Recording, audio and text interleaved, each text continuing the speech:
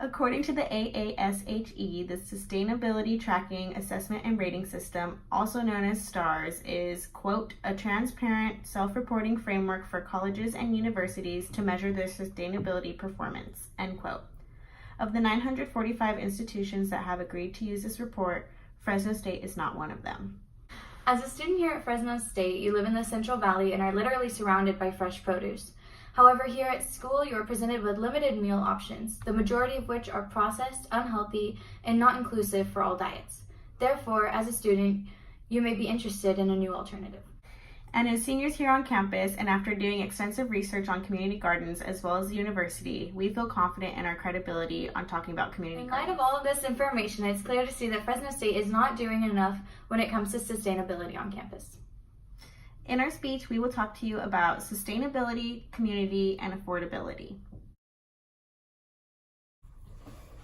As a part of our research, we decided to interview Kathy Yoon and Christy Macias based on their extensive research on our own community garden proposal here at Fresno State.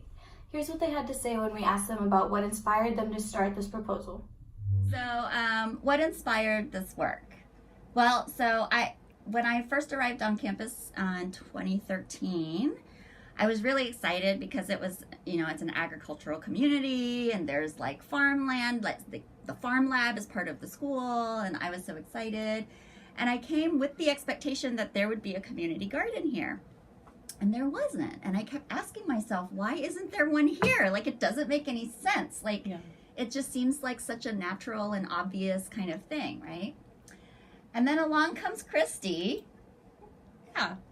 And I had an interest in science and early education, and I also do gardens myself. And I also wondered, why don't we have community garden spaces? And so I went to a garden conference in Southern California and met people there who ran Life Lab, which is a demonstration garden in Santa Cruz, on the UC Santa Cruz campus.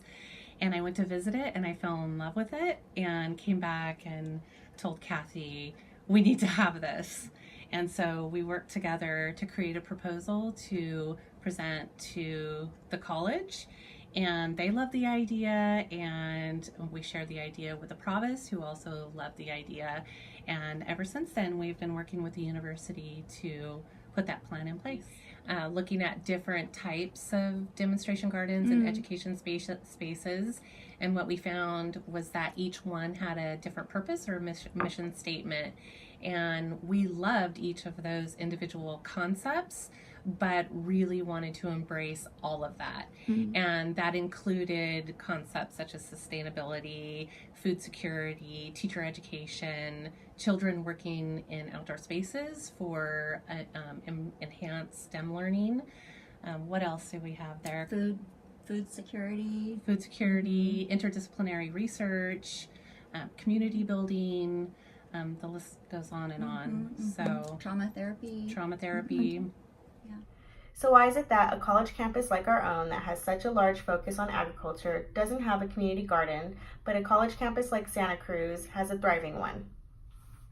According to UC Santa Cruz's website for their community garden, quote, the Stevenson Community Garden is a space for all people to explore, grow, and learn, as well as to educate our community about the role food systems play into sustainability and food or environmental justice. While transforming the landscape and soil into fertile, productive, and educational land, the garden also hopes to create a space where social and environmental issues are tied together, end quote. With all of that being said, you can obviously see that community gardens help provide sustainability as well as a positive environment for the community here on campus. After going through our research and interviewing our experts, we found how community gardens cause a sense of togetherness. In our interview with Dr. Yoon and Professor Macias, they told us about how creating a community garden can create a bridge between different departments on campus. Benefits for students. I was trying to remember the question. Yeah. I think there are a lot of potential benefits for students, one of them being interdisciplinary research. We envision the garden being a space where, for example, engineering students could do a water gathering project, or construction management students could like build a structure, right? Or like a gazebo or something, right? Or like, you know, so we're really seeing it as a potential space for students to implement projects and do their own research, like soil sampling, for example, or like, you know, growing conditions, you know, that kind of thing. Community gardens are a main factor in bringing people together. According to the University Wire in 2017, a community garden is about, quote, more than just providing fresh crops.